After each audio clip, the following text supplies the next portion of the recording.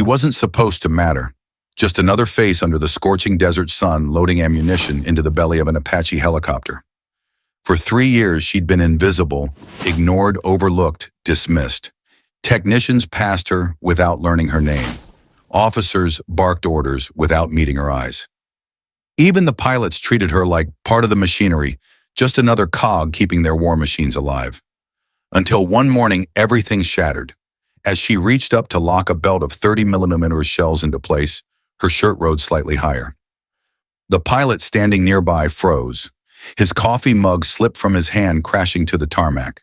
Because etched into her lower back was no ordinary tattoo, it was a classified mark. One he recognized instantly. That tattoo didn't belong to a nobody. It belonged to someone whose very existence had been erased from records. Someone officially listed as dead. And in that instant, the pilot realized the quiet, nameless technician was anything but ordinary. Her name, at least the one she used here, was Nyrie Kesler. On the base, she was just Kesler, the quiet mechanic who did the work of 3 people without complaint. Day after day, she kept count in her head. Day 847, nearly 3 years of the same routine. Loading ammo, checking missile racks, tightening bolts others never noticed. Always precise, always invisible. 2 young mechanics noticed her once. "Who's the solo Act 1?" asked, glancing at her bent over the ammo belt. "She's been here forever," the other shrugged. "Weird one. Doesn't talk. Just does everything." They laughed, called her General Nobody. She didn't flinch, didn't respond. But inside, the name cut deeper than they'd ever know. Because the truth was far more ironic. She really had been a general, at least in responsibility if not in title. And she hadn't come here to be seen. She'd come here to watch. From across the airfield, Major Thorne Merrick, the squadron leader, studied her through aviator shades. His reputation was precision, both in flying and in discipline. And something about Kesler's methodical movements made him pause. The way she checked each connection others ignored. The way her loadouts weren't just regulation, they were strategic, like she knew something. But before he could approach, duty pulled him away. And so Nyrie Kesler, the quiet one, kept her cover. Because forgettable people, the ones nobody bothered to know, were the best at gathering secrets. Her mission was still alive, her cover still intact. For now. By 0900, the base buzzed with life. Pilots checked their flight plans, officers barked orders, mechanics cursed at stubborn engines. And Kesler blended into the background, moving silently from one Apache to the next. But if anyone had been watching closely, they would have seen something strange. The rockets she loaded weren't in the standard configuration. Instead of uniform pods, she alternated between high-explosive rounds and armor-piercing ones, a tactical setup no ordinary mechanic should have known to prepare. When the pilots gathered in the briefing room, the anomaly surfaced. Sir Lieutenant Sparks said, pointing to the ammo manifest, "Maintenance loaded Apache 2 with some weird setup, not regulation." The room expected Major Merrick to snap, to order everything redone. But instead he studied the modified diagram, his sharp eyes narrowing. Then to everyone's shock, he said, "Keep it as is. Sometimes the quiet ones know things we don't." Confusion rippled through the squadron. Merrick was famous for being by the book. For him to accept a deviation, this bold unthinkable. Sparks scowled but held his tongue. Meanwhile, Nyrie kept working, her face unreadable. She knew Merrick had noticed. She knew her small deviation was risky. And yet, maybe that risk was exactly what she needed. Because while everyone else saw just a technician with grease on her hands, she was already fighting a different kind of war quietly from the shadows. The desert heat shimmered across the tarmac as Merrick strode toward her. For the first time, he addressed her directly. "You're running an unusual configuration," he said, nodding at the rocket pod. "Better for limestone structures in the target area, sir." She replied softly, her voice steady, measured. Not the tone of a low-level tech, but of someone used to being listened to. Merrick frowned, surprised. He hadn't expected such authority behind her quiet words. And then it happened. As Nyrie reached up to secure a latch, her shirt lifted just slightly. Beneath the fabric etched into her lower back, Merrick caught sight of a precise geometric tattoo. Not random, not decorative. A classified symbol, one reserved for an elite unit that officially no longer existed. His breath caught. His chest tightened. Memories flashed, briefings from Yemen files with redacted lines, names wiped from existence. That exact tattoo burned into secrecy. The Shade program. Operators buried so deep even their deaths were staged. And she, this invisible, overlooked, nobody was one of them. Their eyes met. She gave the faintest shake of her head. A silent warning. Not here. Not now. For a heartbeat, the world held still. Then Merrick stepped back unsettled. He forced himself to turn away, but his mind spun. Everything he thought he knew about this woman collapsed in an instant. The technician was gone. In her place stood a ghost. Engines roared. Dust swirled. The Apaches prepared for liftoff. But Merrick's mind wasn't on the mission, it was on her. On the ghost he'd just glimpsed behind Kesler's disguise. And someone else was watching too. Lieutenant Commander Royce Callahan, an intelligence officer with sharp posture and colder eyes, stood at a distance studying Nyrie with unsettling focus. Unlike the others, he didn't dismiss her. He scrutinized her. Every move, every choice. When he finally approached, his voice was smooth, deliberate. Technician Kesler, I noticed your unusual loadout configuration. Rather tactical for someone at your level. There was accusation beneath the politeness. A test. Nyrie's pulse quickened, but her face stayed calm. Just following the mission, brief, sir, she answered, feigning uncertainty. Callahan's lips curled slightly. Interesting. I wasn't aware technicians received terrain briefings. Her cover trembled at the edge of exposure. One wrong word and 3 years of anonymity would vanish. Before she could reply, Merrick stepped in. Commander Callahan, he said firmly, we need to review communication protocols before takeoff. He pulled Callahan away, buying her precious time. But as their eyes met across the tarmac, Nyrie understood Merrick wasn't just suspicious anymore. He knew. And worse, Callahan suspected too. The walls of her disguise were closing in.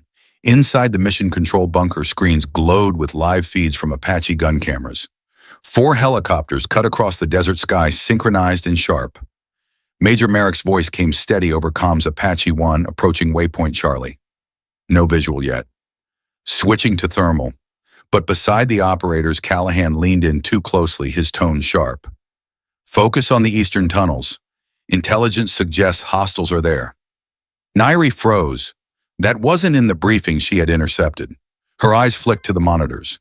The real heat signatures, movement activity were coming from the west. Something was wrong. She quietly adjusted her monitoring equipment, tracking the signal patterns beneath the surface. And then she saw it, the faint distortion, the fingerprints of interference. Apache 1 confirmed position, a comms officer called. Static hissed back. Then Merrick's voice strained. Targeting systems glitching, readings. Inconsistent chaos rippled through the bunker. Screens flickered. Apache 2 spun off course. Targeting systems fired at coordinates that didn't exist. Sabotage, someone shouted. Their systems are compromised. The control room erupted. Officers barked orders, technicians scrambled. In the noise, Callahan's voice sliced through, sharp and damning. Security detain. That woman, his finger stabbed toward Nyrie. 2 MPs reached for their weapons, stepping toward her. She forced her expression into shock, wide eyes, trembling hands, the perfect mask of an innocent technician accused. But inside her mind was already moving. Because she had just confirmed what she'd been hunting for 3 years. The traitor was here, and he had just exposed himself. The bunker doors burst open. Major Merrick staggered inside flight suit, torn blood streaking down his face from a cut above his brow. He limped heavily, but his voice was sharp as a blade. What the hell is happening here? Callahan didn't miss a beat. He pointed straight at Nyrie. She sabotaged the Apaches. She accessed the weapon systems. This is treason. The MPs closed in their hands, hovering near sidearms. Nyrie held her ground, keeping the mask of confusion plastered across her face. But then Merrick crossed the room in 3 strides, planting himself between her and the guards. Release her. Now, Major Callahan sneered. This is a security matter. She's a level 2 technician, barely cleared to load ammo. You're disoriented. Step aside. Merrick's voice dropped to a dangerous calm. Do it or I'll call CENTCOM and let them explain exactly who you're trying to cuff. The room stilled. Officers glanced at each other, the weight of something unspoken pressing down. Nyrie's cover had shattered. She straightened shoulders, squaring her quiet mask falling away. The technician was gone. I'm not a mechanic, she said, voice steady and cold. I am Colonel Nyrie Phantom Kesler. Shade Program, Medal of Honor, Yemen extraction 4 years ago. The bunker fell silent. Even the hum of the machine seemed to pause. Callahan's face drained of color. That's impossible. Kesler died in Yemen. It's in the record. Official records can be rewritten. She cut him off. Her tone carried the authority of command, the kind that demanded obedience. And at last everyone on base saw her for who she truly was, the ghost who had lived in their shadows.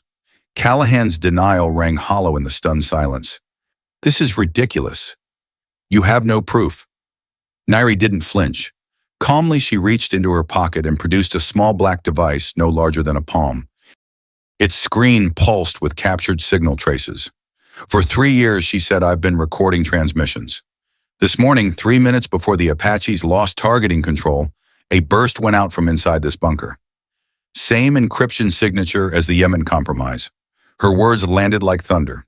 Callahan lunged for the door, shoving aside a junior officer in desperation. But the MPs reacted instantly, tackling him to the floor. He fought snarling curses, but it was useless. Merrick stepped closer, his presence towering despite his injuries. You betrayed every pilot out there, he growled. You sold them to insurgents. Nyrie knelt at her workstation, pulling open a hidden compartment no one had ever noticed. From it, she retrieved a hard drive, 3 years of meticulous surveillance, financial transfers, communications logs, meetings that traced back to defense contractors and intelligence offices alike. This wasn't just Callahan, she declared. This network reaches far deeper, but today we cut off its head. The MPs hauled Callahan upright. His composure was gone. He spat venom like a cornered animal. But everyone in the bunker knew he was finished. And suddenly, all those years of calling her General Nobody, of dismissing her as background noise, came crashing down in shame. Because the woman they had ignored was the one who had just saved them all. Morning sunlight streamed through the base commander's office, casting long beams across polished floors. Senior officers filled the room, restless whispers buzzing in the air. Then Brigadier General Ara Westfield stepped forward, her stern gaze silencing the room. Beside her stood Nyrie, no longer in oil-stained fatigues, but in full uniform, rank insignia gleaming. For the first time in 3 years, she stood as Colonel Nyrie Kesler. For 3 years, Westfield said, her voice sharp and steady, Colonel Kesler has lived among us as a ghost. She sacrificed recognition, comfort, even her own name to expose a network compromising our operations. Because of her, lives were saved yesterday. Gasps and murmurs rippled. Faces turned pale. Many remembered the orders they'd barked at her, the laughter, the mocking nickname, General Nobody. On the screen behind Westfield, fragments of Nyrie's redacted record flickered: commendations, black ops missions, the Yemen extraction, enough to make jaws tighten and eyes widen. Captain Blackwood shifted in his seat, shame burning across his face. Every dismissive command he'd ever thrown at her now weighed like a stone in his chest. Finally, Westfield stepped back. Colonel Kesler, the floor is yours. The room seemed to hold its breath as Nyrie walked to the front. Her voice, when it came, was clear and commanding. No trace of the quiet mechanic remained. The network Callahan served targeted forward bases like this one, feeding insurgents with intelligence they should never have had. I played the part of the invisible, because no one notices the mechanic in the corner. Several officers lowered their eyes, realizing their own blindness had been her cover. And yesterday she concluded that cover ended. Callahan will answer for his betrayal. Others will follow. But let this be a reminder, never underestimate the people you overlook. Silence hung heavy and profound. For years she had been their shadow. Now she was their reckoning. The briefing ended, but no one moved right away. Officers sat stiff, faces tight, as if the ground beneath them had shifted. One by one they approached her. Captain Blackwood, his usual bark now gone, saluted stiffly. Colonel, I owe you an apology. Nyrie's eyes softened just slightly. No apology is needed. You treated me exactly as my cover required. If you'd done otherwise, the mission would have failed. His shoulders sagged with relief, though shame still colored his face. Next came two privates, the very same who once mocked her with the name General Nobody. Their faces flushed crimson as they stood ramrod straight. Colonel one stammered, We were wrong. About everything. Disrespect to anyone is inexcusable. Nyrie returned their salute sharp and perfect. Apology accepted. Remember this, every person on this base deserves respect no matter what patch they wear. Don't forget it. The young men nodded, chastened, and stepped aside. Across the room, Merrick leaned against the wall, bandaged and bruised from his crash. He hadn't spoken yet, but his eyes followed her, steady, thoughtful, carrying a respect that needed no words. For years she had been invisible, overlooked, forgotten. Now she commanded the room without trying, and every soldier who had once dismissed her would never forget her again. After the ceremony, the base returned to its rhythm, pilots prepping officers, shouting, mechanics wrenching, but now every eye flicked toward her with a mix of awe and unease. For 3 years she had been background noise. Now she was the center of gravity. General Westfield met her privately. 3 years is a long, deep cover assignment, Colonel. Longer than most endure. Nyrie's answer was simple, steady. The network required patience. Callahan was careful. Rushing would have compromised everything. Westfield studied her, then gave the faintest nod. Command has authorized 2 months of leave. You've earned it. But Nyrie shook her head. Respectfully, General, I'd rather remain active. Westfield's stern expression softened. It wasn't a suggestion. Even ghosts need rest. Later in the comm center, Merrick found her encrypting the last of her files. Permission to speak freely, Colonel, he asked. Granted. He hesitated, then said, 3 years. Letting people treat you like nothing. That had to take its toll. Nyrie kept typing for a moment before answering. The mission required it. Personal comfort is irrelevant when lives are on the line. Merrick studied her, his voice lower now. Everything serves the mission with you, doesn't it? For the first time she paused. Her hands stilled on the keyboard. And in that silence it was clear, even for someone forged in shadows, 3 years of being unseen had left scars no one else could measure. Evening settled across Ephab Chimera, casting long desert shadows. A hastily arranged recognition ceremony filled the officers' mess, unusual protocol, but everyone knew this was no ordinary case. The room hushed as Major Merrick stepped forward, presenting Nyrie with her insignia, the rank she had set aside, the rank many thought buried with her in Yemen. His salute was crisp, reverent. Slowly, like a ripple through water, the entire room followed. Dozens of soldiers who once overlooked her now stood at full attention, honoring the ghost in their midst. For Nyrie, it was strange. She hadn't lived for salutes or recognition, yet this moment carried weight not for her pride, but for theirs. They needed closure just as much as she did. One by one they approached her. Some whispered thanks, others managed stiff apologies. She received each with the calm dignity of someone who had walked through shadows too long to be swayed by ceremony. Captain Blackwood's steps were heavy, his discomfort clear. Colonel, he began, voice low. I treated you poorly. Had I known, she stopped him gently. If you had known, the mission would have failed. You acted exactly as you should have. His relief was obvious, though his shame lingered. At the back, Merrick remained silent, watching. His gaze held no apology, only respect, and something else unspoken. When the ceremony ended, the mess hall echoed with a different kind of silence. Not the disregard she had once lived under, but the weight of newfound respect. For the first time in years, Nyrie was seen, truly seen. The next morning dawned clear, the desert air sharp with silence before the day's heat. On the airfield, a transport aircraft idled, waiting to carry her away. Nyrie stood tall in her proper uniform, a single duffel bag at her side. No grease-stained cap, no oil-marked fatigues, just Colonel Kesler restored at last. Merrick approached, his limp still visible from the crash, but his eyes steady. So this is it, he said quietly. Back to the land of the living. She gave the faintest smile. Back to the next mission. He exhaled, shaking his head. 3 years of being invisible, disrespected. I don't know how you endured it. Her gaze drifted over the runway, the same place she had worked day after day, unnoticed, cataloging every detail. The mission always matters more than recognition. Sometimes the most important work is done in the shadows. She handed him her clearance documents and with them slipped an envelope into his hand. "Some things still need attention," she murmured. The low rumble of the approaching transport grew louder. Across the runway, the entire squadron had assembled in formation, standing at rigid salute as she prepared to leave.